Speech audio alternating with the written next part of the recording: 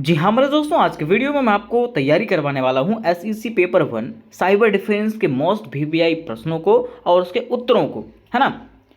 तो चलिए जानते हैं कि आखिर कौन से प्रश्न जो है हम लोग को साइबर डिफेंस के अंतर्गत में पढ़ना है। लेकिन उसके पहले मैं आपको एक जानकारी और देना चाहता हूँ कि अगर क्वेश्चन आपका सिर्फ और सिर्फ इंग्लिश में आ जाए, किसमें, सिर्फ और सिर्फ इंग्लिश में, ठीक है, तो इसलिए मैं आपको जो ना हिंदी और इंग्लिश दोनों बता रहा हूँ कि अगर क्वेश्चन इंग्लिश में आ जाए सिर्फ, ठीक है, तो आप क्या कर सकते हो, उसका ट्रांसलेट कर सकते हो। जैसे मान लीजिए क्वेश्चन आपका इस प्रकार से आएगा कि what is the history of internet, explain in brief. तो मैं इसका हिंदी इसलिए करवा दे रहा हूँ ताकि अगर क्वेश्चन वहाँ पे सिर्फ और सिर्फ इंग्लिश में आए तो आप क्या कर सकते हो, उसका ट्रांसलेट कर सकते हो। बाकी और दिक्कत नहीं है, आप जैसे चाहो उसको लिख सकते हो, आंसर को जैसे चाहो आप लिख सकते हो, ठीक है। अगर आप चाहते हो कि हिंदी में लिखें तो हिंदी में लिख सकते हो, ठीक है। अगर चाहते हो इंग्लिश में लिखें तो इंग्लिश में लिख सकते हो। क्वेश्चन कैसे आया उससे आपको मतलब नहीं, ठीक है। क्वेश्चन चाहे इंग्लिश में आ जाए, क्वेश्चन चाहे हिंदी में आ जाए, आपको मतलब नहीं है, ठीक है। आप जैसे मन करता है आपको, जैसे आप जानते हो हिंदी में तो हिंदी में, अगर इंग्लिश में जानते हो तो इंग्लिश में उसका उत्तर लिख दीजिए, कोई भी दिक्कत होने वाला नहीं है। बस आपको इतना करना पड़ेगा कि मान लीजिए अगर क्वेश्चन इंग्लिश में आता है तो उसका ट्रांसलेट आपको खुद से करना पड़ेगा हिंदी में, ठीक। और अगर आपको इसमें तकलीफ होता है तो आप सेंटर पे खड़े टीचरों का, मतलब आपके रूम में, क्लासरूम में जो टीचर होंगे, है ना, उससे भी क्या कर सकते हो, आप हेल्प ले सकते हो, ठीक है। ऐसा पिछले बार के नियम में कहा गया, ठीक है। तो चलिए मैं आपको बताता हूं कि आखिर कौन से क्वेश्चनों को आपको साइबर डिफेंस के अंतर्गत में पढ़ना है। तो पहले क्वेश्चन की बात करें मेरे दोस्त, तो पहला क्वेश्चन आपका इस प्रकार से है कि इंटरनेट का इतिहास क्या है, संक्षेप में बताइए। ये क्वेश्चन इंग्लिश में ऐसे दे सकता है आपको कि what is the history of internet, explain in brief, ठीक। फिर दूसरा प्रश्न आपका है साइबर अपराध क्या है, उदाहरण देकर के बताएं, है ना। तो पहले क्वेश्चन में मैं आपको इसका तैयारी करवाऊंगा, फिर दूसरे क्वेश्चन में दोस्तों मैं आपको इसका तैयारी करवाऊंगा। उसके बाद देखिए क्वेश्चन नंबर 3 आपका है सूचना सुरक्षा क्या है, इसका क्या महत्व है, उसके बारे में बताइए। चौथा हमारा है कि what is computer ethics, why is necessary to follow it, है ना। कंप्यूटर एथिक्स क्या है, इसका पालन क्यों आवश्यक है। उसके बाद क्वेश्चन नंबर 5 की बात करते हैं, कह रहा वेब ब्राउजर सुरक्षित करने के क्या तरीके हैं, उसके बारे में बताइए। फिर क्वेश्चन नंबर 6 की बात करते हैं। क्वेश्चन नंबर 6 में हमारा कि एक सुरक्षित पासवर्ड सेट करने के लिए क्या दिशा निर्देश दिया जाता है, उसके बारे में बताइए। ऐसे कई वीवीआई क्वेश्चन हैं जो आपके एग्जामिनेशन के लिए बहुत ही आवश्यक होने वाला है ना। यहाँ पे 5 मार्क्स वाले भी क्वेश्चन आपको दिए जा रहे हैं। तो आज की वीडियो में दोस्तों मैं आपको क्वेश्चन नंबर 1 और क्वेश्चन नंबर 2 की तैयारी करवाऊंगा, है ना। और अगर बात आती है आगे वाले प्रश्नों का तो क्वेश्चन नंबर 3 की भी तैयारी मैं आज की वीडियो में आपको करवाऊंगा। उसके बाद जो 4, 5, 6, 7, 8 से लेकर के 12 तक जो क्वेश्चन है उसकी तैयारी मैं आपको पार्ट 2 में करवाऊंगा। कब, पार्ट 2 में। लेकिन पार्ट 2 में कब करवाऊंगा, जब मुझे लगेगा कि हाँ स्टूडेंट जो है साइबर डिफेंस के लिए एक्टिव है। मैं इसको इसलिए बना दे रहा हूँ अभी, ठीक है, कि मुझे लग रहा है ना कि स्टूडेंट इसमें है ही नहीं, है ना। तो जिस प्रकार से आप लोगों का रिएक्शन आएगा उस प्रकार से मैं पार्ट 2 बहुत ही जल्द, आप शाम तक ही देख सकते हो, शाम तक मैं इसको अपलोड कर दूंगा, ठीक है। लेकिन जैसा आपका रिएक्शन आएगा उसी अनुसार से। तो चलिए हम लोग बढ़ते हैं इसके क्वेश्चंस की तरफ और जानते हैं पहला क्वेश्चन इंटरनेट का इतिहास क्या है ना। तो देखिए दोस्तों प्रश्न हमारा इस प्रकार से है, इंटरनेट का इतिहास क्या है। प्रश्न क्या है कि इंटरनेट का इतिहास क्या है, संक्षेप में बताइए कि आखिर इंटरनेट का आविष्कार कब हुआ, है ना। इसका क्या क्या इतिहास रहा, कब कब इसका उत्पत्ति हुआ है, ठीक है, कब इसका विस्तार हुआ, कैसे इसका विकास हुआ, उस चीज के बारे में बताना है। तो मैं उम्मीद करता हूं कि आप इंटरनेट के बारे में जानते ही होंगे। इंटरनेट के बारे में आपको बताने की जरूरत नहीं है। हम फोन में जब यूट्यूब में वीडियोस देखते हैं तो वो भी इंटरनेट के थ्रू, कोई कार्य करते हैं वो इंटरनेट के थ्रू। तो आज जो है ना इंटरनेट कह सकते हैं भगवान का दिया हुआ, मतलब विज्ञान का दिया हुआ क्या है, एक वरदान के समान है। क्या इंटरनेट जो है वो विज्ञान के दिया हुआ एक वरदान के समान है ना, जिसके बिना हमारा जीवन अधूरा अधूरा सा लगता है, ठीक है। तो चलिए हम लोग जानते हैं कि आखिर इंटरनेट का इतिहास क्या रहा है। तो फर्स्ट ऑल ऑफ हम लोग जो लिखेंगे वो लिखेंगे इंटरनेट का परिचय। क्या लिखेंगे, इंटरनेट का परिचय, कि आखिर इंटरनेट किसको कहते हैं। तो कह रहा है इंटरनेट की अगर बात करें तो लिखा हुआ इंटरनेट आज के युग का सबसे महत्वपूर्ण आविष्कारों में से एक है।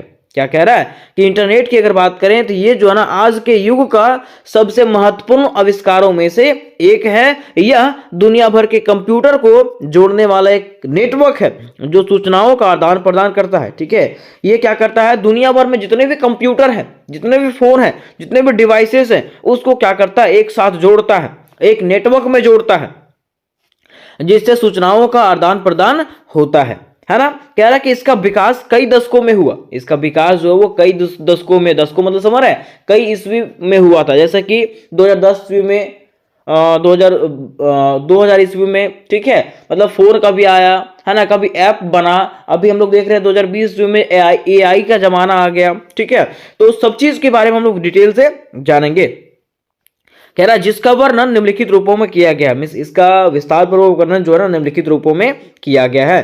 तो यहां पे कहा गया है कि अगर हम लोग बात करते हैं इंटरनेट का, तो इंटरनेट का शुरुआत जो है ना 1960 के दशक में हुआ। कब? 1960 के दशक में हुआ। तो 1960 के दशक में कब हुआ? जब कह रहा है इंटरनेट का जन्म जो है शीत युद्ध के दौरान हुआ। इंटरनेट का जन्म कब हुआ था? शीत युद्ध के दौरान। नेक्स्ट पॉइंट पर लिखा हुआ है कि 1960 के दशक में, कब? 1960 के दशक में अमेरिका की रक्षा एजेंसी जो है ARPA, क्या है? ARPA, जिसका फुल फॉर्म होता है एडवांस रिसर्च प्रोजेक्ट्स एजेंसी।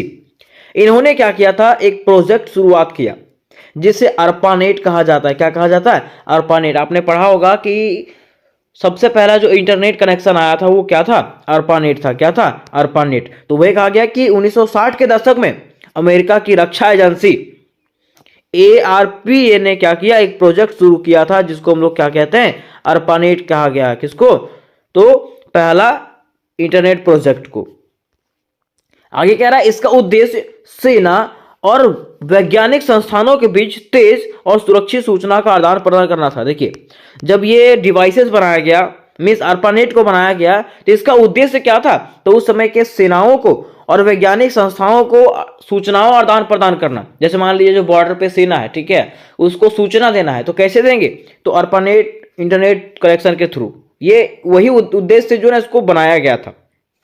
ठीक है, फिर कह रहा है 1969 में पहली बार 4 कंप्यूटर एक दूसरे से जुड़े। अब क्या हुआ? 1969 में जो है ना पहली बार 4 कंप्यूटर जो है एक दूसरे से जुड़े और संदेश भेजा गया। अब क्या हुआ कि उन दोनों के बीच में क्या हुआ? संदेश भेजा गया, और इसे इंटरनेट का प्रारंभिक रूप माना जाता है, और यहीं से जो है इंटरनेट का शुरुआत होता है। तो ये हम लोगों ने इंटरनेट का प्रारंभिक दौर देख लिया, शुरुआत देख लिया। इसका शुरुआत जो 1960 ईस्वी में हुआ था। अब उसके बाद इसका विकास कैसे हुआ? तो कह रहा है उसके बाद जो है 1970 के दशक में प्रोटोकॉल का विकास हुआ। किसका? प्रोटोकॉल। प्रोटोकॉल क्या है?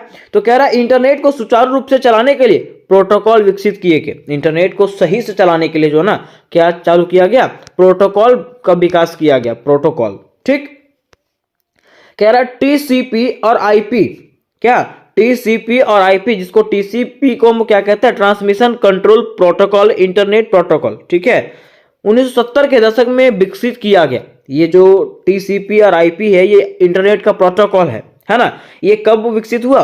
तो 1970 के दशक में विकसित हुआ, जिसने अलग अलग नेटवर्क को जोड़ने में मदद किया। जिसने क्या किया? अलग अलग नेटवर्क को जोड़ा। जैसे अभी देखते हैं ना कि हमारा नेटवर्क एक आइडिया का सिम है, तो एक जियो का सिम है, सबका नेटवर्क अलग अलग है ना। तो ये उस समय क्या किया? अलग अलग नेटवर्क को जोड़ने का कार्य किया। कह रहा है कि यह प्रोटोकॉल आज भी इंटरनेट का मूल आधार है। यह जो प्रोटोकॉल है ना, आज के इंटरनेट जो है, अभी हम लोग इंटरनेट चला रहे हैं, उसका भी मूल आधार है, मींस बेस है इसका। ठीक है, अगर ये नहीं रहेगा तो लोग तरह तरह के नेटवर्क को चला पाएंगे? नहीं चला पाएंगे, है ना। तो इसका तीसरा जो विस्तार होता है वो आता है 1980 के दशक में।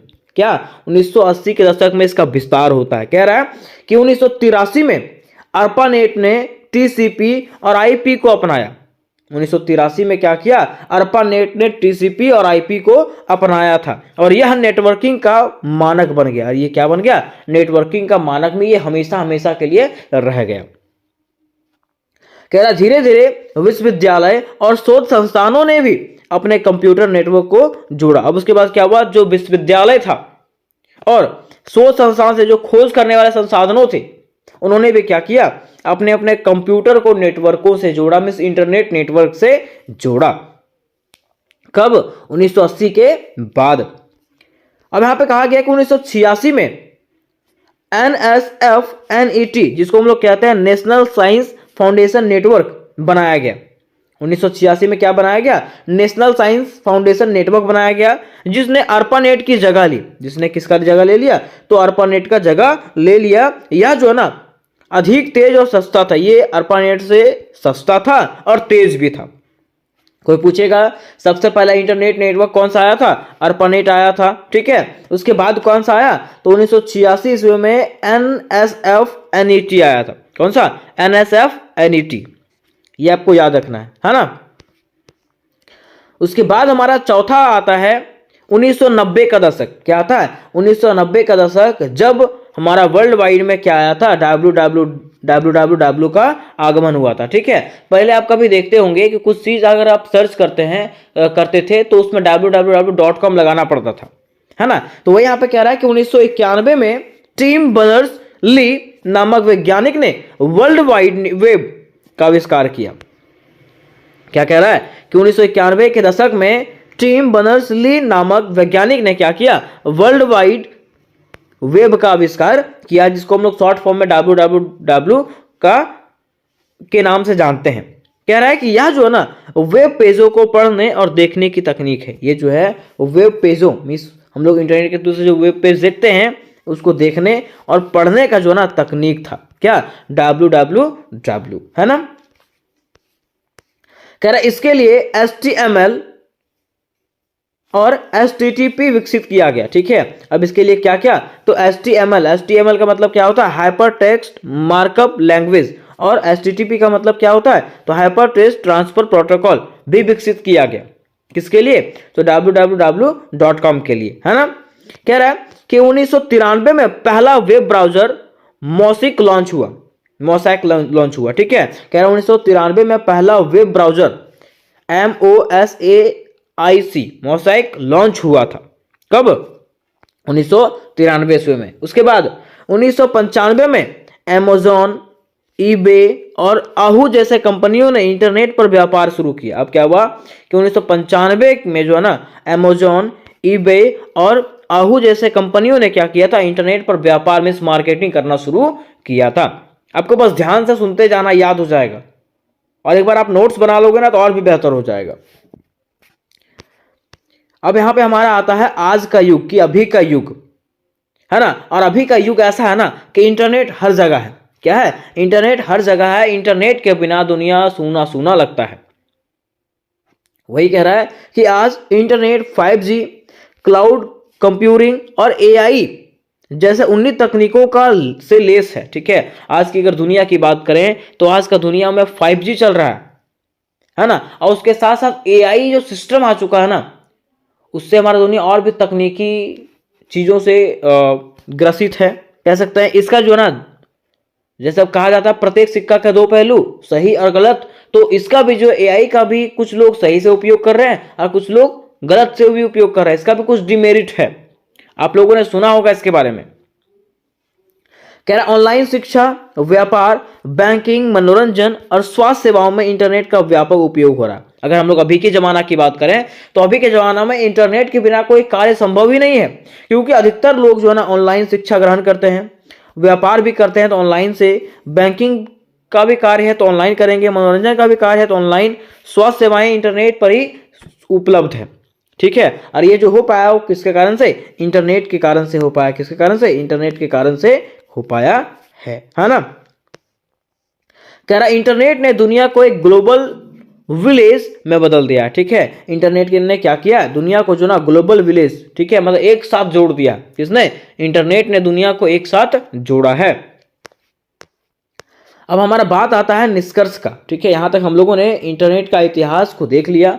अब बातें यहाँ पे आती है निष्कर्ष का, लेकिन इसको बताने से पहले मैं आपको बता देना चाहता हूँ कि इससे रिलेटेड जितने भी प्रश्न आएंगे दोस्तों, सारे के सारे प्रश्न मेरे ही चैनल पे आएंगे और बड़े ही आसान शब्दों में आएंगे। इसलिए चैनल को सब्सक्राइब करके रखें और अपने दोस्तों तक वीडियो अवश्य शेयर करें, ताकि मैं जल्द से जल्द आपका ये वीडियो कंप्लीट करवा दूँ, मैं VBI क्वेश्चन कंप्लीट करवा दूँ। ठीक है।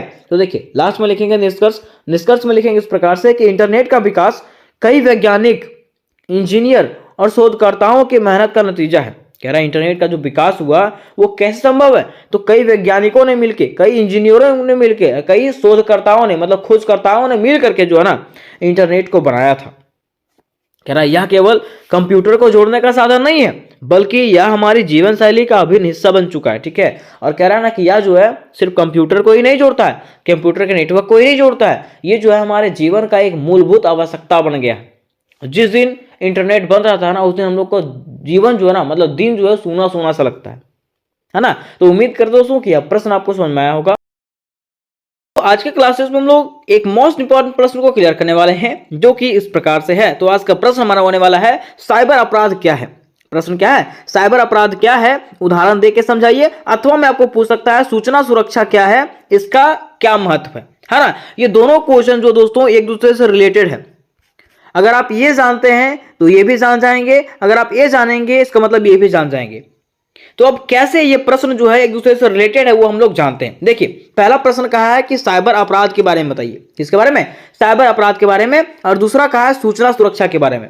तो एकदम आसान शब्दों में आपको समझा देना चाहता हूं कि अगर हम लोग साइबर अपराध की बात करें, इसका साइबर अपराध की बात करें तो कह सकते हैं मोबाइल, इंटरनेट और कंप्यूटर जैसे उपकरणों का उपयोग करके व्यक्ति जो अपराध करता है, जो क्राइम करता है, उसी को हम लोग क्या कहते हैं, साइबर अपराध। क्या कहा गया कि मोबाइल फोन का उपयोग करके, कंप्यूटर का उपयोग करके, इंटरनेट का उपयोग करके व्यक्ति जो अपराध करता है उसको हम लोग क्या कहते हैं, साइबर अपराध। जैसे कि हैकिंग हो गया, किसी का फोन हैक कर लिया, किसी का एटीएम हैक कर लिया, है ना, किसी का वीडियो बना लिया, एमएमएस बना लिया, ये सब चीजें जो होती है ना वो साइबर अपराध होता है। क्या होता है, साइबर अपराध होता है। जबकि अगर हम लोग सूचना सुरक्षा की बात करें तो कह सकते हैं साइबर अपराधों से अपने सूचनाओं को सुरक्षा रखना क्या कहलाता है, सूचना सुरक्षा क्या कहलाता है, क्या कहलाता है, सूचना सुरक्षा कहलाता है। मिस कह सकते हैं कि साइबर ठगों से अपने सूचनाओं को सुरक्षित रखना ही क्या कहलाता है, सूचना सुरक्षा कहलाता है। तो चलिए हम लोग इसको विस्तार से समझते हैं और जानते हैं कि आखिर साइबर अपराध क्या है, क्या क्या इसके उदाहरण है, उसके बाद सूचना सुरक्षा क्या है और इसके क्या क्या महत्व है। लेकिन इसके पहले मैं आपको बता देना चाहता हूं कि इससे रिलेटेड जितने भी प्रश्न हैं सारे के प्रश्न आपको मेरे ही चैनल पे मिलेंगे और बड़े ही आसान शब्दों में मिलेंगे। इसलिए चैनल को सब्सक्राइब करके रख लें और अपने दोस्तों तक ये वीडियो को शेयर करें ताकि जल्द से जल्द मैं ये सब्जेक्ट का वीडियो बना सकूं, है ना। देखिए सबसे पहले आपको लिखना है साइबर अपराध। क्या लिखना है, साइबर अपराध, जिसको हम लोग इंग्लिश में कहते हैं साइबर क्राइम। क्या कहते हैं, साइबर क्राइम। कहा गया कि कंप्यूटर या तो इंटरनेट, कंप्यूटर या अन्य डिजिटल माध्यम, डिजिटल माध्यम मतलब फोन हो गया, जो भी चीज है उसका उपयोग करके, क्या कह रहा है कि इंटरनेट, कंप्यूटर या तो डिजिटल माध्यमों से किए जाने वाले अपराध को हम लोग क्या कहते हैं, साइबर अपराध के नाम से जाना जाता है। क्या कहा गया कि इंटरनेट, कंप्यूटर या तो कोई भी डिजिटल माध्यम से किया जाने वाला अपराध को हम लोग क्या किसके नाम से जानते हैं, तो साइबर अपराध के नाम से जानते हैं। अथवा में कह सकते हैं कि साइबर अपराध का मतलब है ऐसा अपराध जो इंटरनेट या तो कंप्यूटर नेटवर्क का इस्तेमाल करके किया जाता है। क्या कहा गया कि साइबर अपराध का मतलब अगर समझें तो साइबर अपराध का मतलब होता है ऐसा अपराध जो इंटरनेट और कंप्यूटर नेटवर्क का इस्तेमाल करके किया जाता है, उसी को हम लोग क्या कहते हैं, साइबर अपराध कहते हैं। क्या कहते हैं, साइबर अपराध, जिसको इंग्लिश में साइबर क्राइम भी कहते हैं, है ना। तो यहां तक आप समझ गए होंगे कि आखिर साइबर अपराध क्या है। अब देखिए यहां पे कहा गया कि ये अपराध, मिस साइबर अपराध की बात कहा गया कि ये अपराध किसी व्यक्ति, संगठन या सरकार के खिलाफ हो सकता है। मिस साइबर अपराध की अगर बात करें तो किसी का मोबाइल हैक कर लिया जाता है, कोई संगठन का मोबाइल हैक कर लिया जाएगा। मिस ये जो है ना कोई व्यक्ति के लिए भी हो सकता है, कोई संगठन के लिए भी हो सकता है और कोई सरकार के खिलाफ भी हो सकता है। आपने एक बार सुना था कि पाकिस्तान के सरकार का कोई डाटा ही हैक कर लिया था पूरा, है ना। उसी प्रकार से यहां कह रहा है कि यह अपराध किसी व्यक्ति, संगठन या सरकार के खिलाफ हो सकते हैं और इसमें जानकारी चुराना, वित्तीय धोखाधड़ी करना, डिजिटल सिस्टम को नुकसान पहुंचाना शामिल हो सकता है। जानकारी चुराना मतलब आपका डाटा चुरा लेगा। फिर वित्तीय धोखाधड़ी में मतलब क्या कि पैसा वैसा निकाल लेगा, एटीएम से पैसा निकाल लेगा। ऐसा आपने सुना होगा बहुत सारा केस कि कोई फोन करता है, लॉटरी का बहाना देता है कि आप लॉटरी जीत चुके हैं, इंफॉर्मेशन लेता है और सारा पैसा हड़प लेता है। तो इसी को हम लोग क्या कहते हैं, साइबर अपराध। क्या कहते हैं, साइबर अपराध। अब यहां पे थोड़ा सा समझेंगे हम लोग सूचना सुरक्षा के बारे में। किसके बारे में? सूचना सुरक्षा के बारे में समझेंगे, जिसको मैं अंग्रेजी में कहते हैं इंफॉर्मेशन सिक्योरिटी। क्या कहते हैं? Information security. कहा जाता है कि इंटरनेट, कंप्यूटर या अन्य डिजिटल माध्यमों से किए जाने वाले डेटा चोरी से अपने जानकारियों को सुरक्षित रखना ही क्या कहलाता है? सूचना सुरक्षा कहलाता है। जैसा कि मैंने आपको बताया था कि इंटरनेट, कंप्यूटर और अन्य डिजिटल माध्यम से जो अपराध किया जाता है, जो डेटा चुराया जाता है, उससे अपने जानकारियों को सुरक्षित रखना ही क्या कहलाता है? सूचना सुरक्षा कहलाता है। यहां पे सुरक्षा नहीं लिखा गया, सूचना सुरक्षा कहलाता है। इस प्रकार से लिख दीजिएगा, है ना। अब देखिए यहां पे कह रहा है कि सूचना सुरक्षा की बात करें तो सूचना सुरक्षा का अर्थ है किसी संगठन, व्यक्ति या प्रणाली से संबंधित सूचना की गोपनीयता सुरक्षित रखना। मिस कह रहा है ना कि कोई भी संगठन है, कोई व्यक्ति है, कोई प्रणाली है, ठीक है, कोई ऑफिस है, उसके सूचना को, उसके इंफॉर्मेशन को क्या रखना? सुरक्षित रखना। वही क्या कहलाता है? सूचना सुरक्षा कहलाता है। कह रहा है इसका मुख्य उद्देश्य यह सुनिश्चित करना है कि सूचना सुरक्षित रहे। इसका मुख्य उद्देश्य क्या है? कि आपके पास जो सूचना है, जो इंफॉर्मेशन है, वो क्या रहे? सुरक्षित रहे, किसी और को आपको शेयर करना नहीं है। और अनधिकृत उपयोग, हानि, चोरी या संशोधन से बची रहे।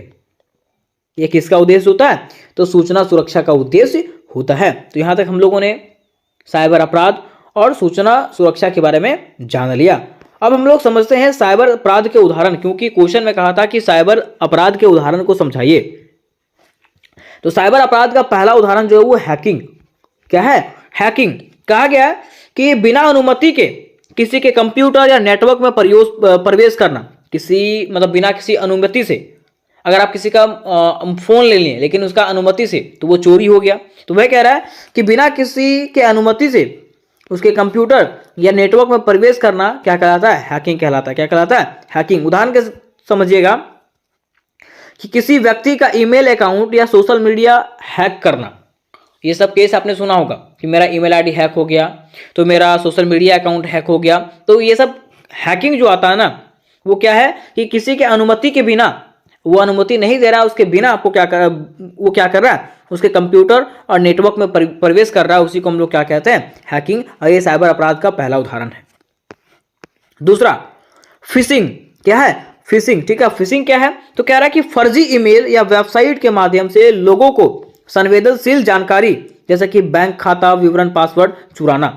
इनमें से होता क्या है कि लोग क्या करते हैं कि कोई ईमेल बनाते हैं, कोई वेबसाइट बनाते हैं, ठीक है, और आपको भेज देंगे और वो कहेंगे कि आप लॉटरी वगैरह जीते हैं, ठीक है, और उस पर क्लिक करने के बाद आपके सारे पैसा खत्म हो जाएगा। वही कह रहा है कि उदाहरण के तरीके समझे तो कह रहा है कि किसी को ईमेल भेजकर यह कहना कि वह बैंक से है और उसके खाते की जानकारी मांगना। ये सब जो वो फिशिंग होता है, फंसाना। फिशिंग मतलब समझिएगा फंसाना, वो फंसाएगा आपको, है ना। फिर तीसरा देखिए, तीसरा है ऑनलाइन धोखाधड़ी। क्या है? ऑनलाइन धोखाधड़ी। जैसे कि मान लीजिए कह रहा है कि किसी व्यक्ति को ऑनलाइन शॉपिंग या नौकरी का झांसा देकर पैसे ऐंठना। मीन्स कोई कहता है ना, जैसे मान लीजिए कोई कहता है कि चलो ठीक है, ऑनलाइन क्या करना है, आपको शॉपिंग करना है। आप फेसबुक पे देखते होंगे ऐड, वहां से क्लिक करते होंगे, है ना। तो उस प्रकार से हम लोग करते हैं। वहां से क्लिक करने के बाद जब परचेज करते हैं, जब पैसा पेड करते हैं, तो 3 दिन के बाद मान लो अगर आता भी है कुछ सामान, तो वो सामान नहीं रहता है जो हम लोग मंगाते हैं। ठीक है, मैं खुद भी एक बार फंसा हूं इस चक्कर में। वही कह रहा है ऑनलाइन धोखाधड़ी कि किसी व्यक्ति को ऑनलाइन शॉपिंग या नौकरी का झांसा देकर के पैसा ऐंठना। उदाहरण के तरीके समझिएगा कि ऑनलाइन शॉपिंग वेबसाइट पर पैसे देकर के सामान ना मिलना। यही मेरे साथ हुआ था। ऑनलाइन शॉपिंग वेबसाइट पे जैसे फेसबुक में ऐड दिखाता है, उसके थ्रू से मैंने भी शॉपिंग किया था, लेकिन पैसे मैंने भुगतान किया लेकिन सामान आया नहीं। फिर कह रहा है अथवा किसी फर्जी वेबसाइट पर प्रोडक्ट का भुगतान करना और प्रोडक्ट ना मिलना। मिस मान लीजिए कोई फर्जी वेबसाइट है, आपने देखा कि एक बढ़िया ठंडा वाला जैकेट जो है वो 500 रुपये में मिल रहा है, ठीक है, जिसका दाम 1500 रुपये है ना। अब मान लीजिए आपको लगा कि यार 500 रुपये ही तो लग रहा है, खरीद लेते हैं, ठीक है। अब 500 रुपये आप वहां पे भुगतान कर दिए। अब 500 रुपये भुगतान करने के बाद जो है ना, वो प्रोडक्ट जो है 100 होना ही बंद हो गया वहां पे, ठीक है, वो कंपनी ही बंद हो गया, वो साइट ही बंद हो गया। अब क्या वो प्रोडक्ट आपको मिलेगा ही नहीं। और कंप्लेन करोगे कैसे? कंप्लेन कर पाओगे नहीं, क्योंकि वो वेबसाइट को आप नहीं जानते हो, है ना। तो इस तरह से ऑनलाइन धोखाधड़ी होता है। फिर चौथा कह रहा है कि साइबर बुलिंग। क्या है? Cyber bullying. साइबर बुलिंग का मतलब क्या है? तो कह रहा है इंटरनेट के माध्यम से किसी को धमकाना, परेशान करना या बदनाम करना। सोशल मीडिया के थ्रू से आप जानते होंगे, ठीक है, कि बहुत सारा किसी का फोटो वायरल हो जाता है, किसी का कुछ वायरल हो जाता है ना, किसी को धमकाना या तो परेशान करना, ये सब जो है ना साइबर बुलिंग कहलाता है। क्या कहलाता है? Cyber bullying. उदाहरण के तरीके समझिएगा कि सोशल मीडिया पे किसी का निजी तस्वीरें पोस्ट करके उसे मानसिक रूप से प्रताड़ित करना। ऐसा आप लोगों ने क्या सुना होगा बहुत सारा, ठीक है। तो इसको क्या कहते हैं? साइबर बुलिंग कहते हैं। ये साइबर अपराध का ही अंग है, उदाहरण है। फिर पांचवा है आइडेंटिटी थेफ्ट। आइडेंटिटी थेफ्ट का मतलब है कि आपका पहचान चुराना। जैसा कि कह रहा है कि किसी व्यक्ति की पहचान चुरा करके उसका गलत इस्तेमाल करना। जैसे कि मान लीजिए आप किसी का क्रेडिट कार्ड चुरा लिए, ठीक है, किसी का आधार कार्ड चुरा लिए, उससे सिम कार्ड खरीद लिए, है ना, तो उससे क्या होगा? फिर प्रॉब्लम होगा। वही कह रहा है कि उदाहरण कि किसी के क्रेडिट कार्ड की जानकारी चुरा करके ऑनलाइन खरीदारी करना। मान लीजिए किसी का क्रेडिट कार्ड आप चुरा लिए, उसकी जानकारी ले लिए और उसे खरीदारी कर रहे हैं आप पूरा, तो ये सब क्या हो जाएगा? आइडेंटिटी थेफ्ट हो जाएगा। कह रहा है किसी के आधार कार्ड की जानकारी चुरा करके फर्जी सिम कार्ड खरीदना, तो ये सब क्या कहलाएगा? आइडेंटिटी थेफ्ट कहलाएगा। क्या कहलाएगा? आइडेंटिटी थेफ्ट कहलाएगा, ठीक है। अब हम लोग जानेंगे सूचना सुरक्षा के 3 प्रमुख पहलू। क्या जानेंगे? सूचना सुरक्षा के 3 प्रमुख पहलू। इसके पहले हम लोगों ने साइबर अपराध के बारे में समझ गया। अब देखिए कह रहा है कि सूचना सुरक्षा के 3 प्रमुख पहलू में से पहला इसका जो प्रमुख पहलू है वो क्या है? गोपनीयता। क्या? कि अपने आइडेंटिटी को आपको क्या रखना है? सीक्रेट रखना है। क्या रखना है? सीक्रेट रखना है। कह रहा है कि जानकारी को केवल अधिकृत व्यक्तियों के लिए ही उपलब्ध रखना। कि आपको जो जानकारी देना है वो किसको देना? अधिकृत। अधिकृत मतलब समझ रहे हैं? जो मान लो जो बैंक है, ठीक है, तो बैंक में जाके ही देना, जो वहां पे अधिकृत है उसी को जो है ना आपको डाटा आपको देना है, जानकारी देना है। उसके अलावा आपको अगर कोई फोन करके बोलता है कि नहीं मुझे ये दे दो, ये डाटा दे दो, बैंक का डिटेल्स चाहिए, तो किसी को भी डिटेल्स बताना नहीं चाहिए। उदाहरण देखिए, कह रहा है कि आपके बैंक खाते की जानकारी केवल आप और बैंक के पास होना चाहिए। अगर कोई फोन करके कहता है कि नहीं मैं आपके बैंक से बोल रहा हूं, ऐसे ऐसे बात है, तो आपको वैसा उस पर विश्वास करना नहीं चाहिए। फिर दूसरा, इसका दूसरा जो प्रमुख पहलू है वो है अखंडता। क्या है? अखंडता। अखंडता का मतलब क्या है?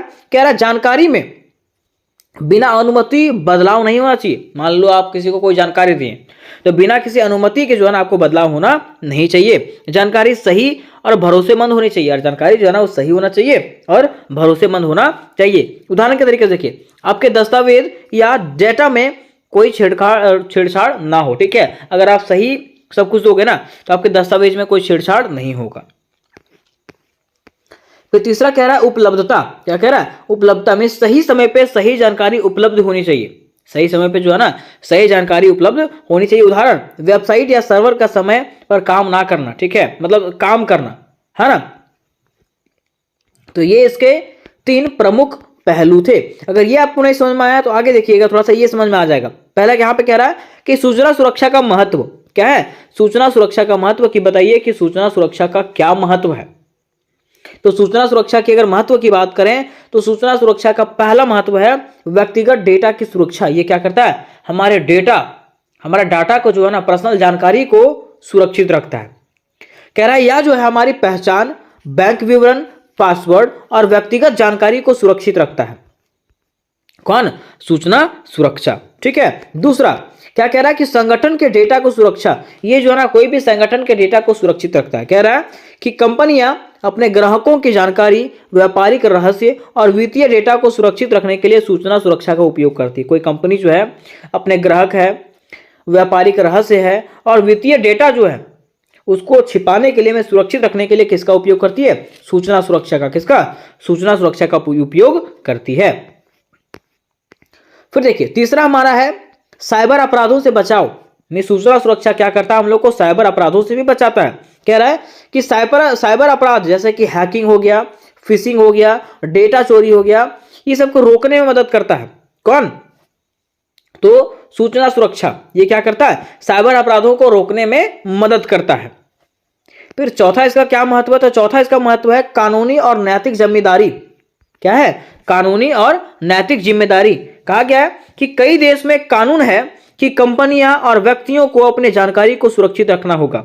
मींस कोई ऐसा देश है, मतलब सारे देश में ऐसा ऐसा कानून लागू किया गया है कि जितनी भी कंपनियां हैं और जितने भी व्यक्ति हैं उसको क्या करना, अपनी जानकारी को सुरक्षित रखना। मान लीजिए आप कोई कंपनी में काम कर रहे हैं, तो कोई कंपनी में जो काम करने वाला वर्कर है उसके जानकारी को आपको क्या करना है, सुरक्षित करके रखना है। और आपको खुद भी जो है ना अपनी जानकारी को सुरक्षित रखना होगा। ऐसा कानून भी बनाया गया है ना। अब देखिए, अब यहां तक हम लोगों ने इसके महत्व को समझ गया।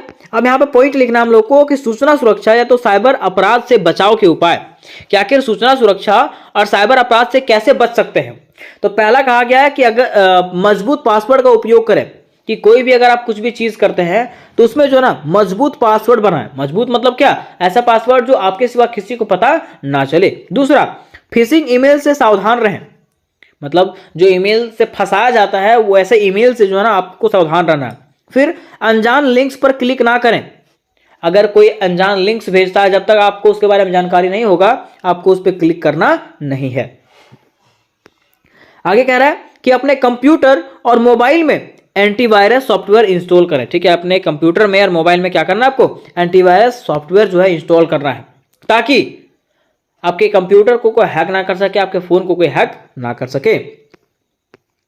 कह रहा किसी भी संवेदनशील जानकारी को ऑनलाइन साझा करने से पहले उसकी सत्यता की पुष्टि करें। मान लो अगर कोई भी डिटेल्स जानकारी है, कोई सीक्रेट जानकारी है ना, तो उसको ऑनलाइन शेयर ना करें, है ना।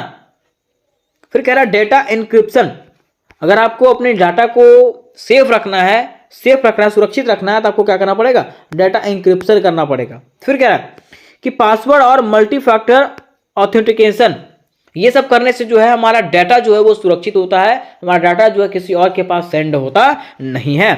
तो यहाँ तो दोस्तों हमारा तीसरा नंबर क्वेश्चन समाप्त हुआ। अब अगर आपको चौथे नंबर से लेकर के 11-12 नंबर तक का प्रश्न चाहिए होगा और उसका उत्तर चाहिए होगा, तो मुझे कमेंट जरूर करें कि सर पार्ट 2 वाला वीडियो लेकर के आएँ। ठीक है।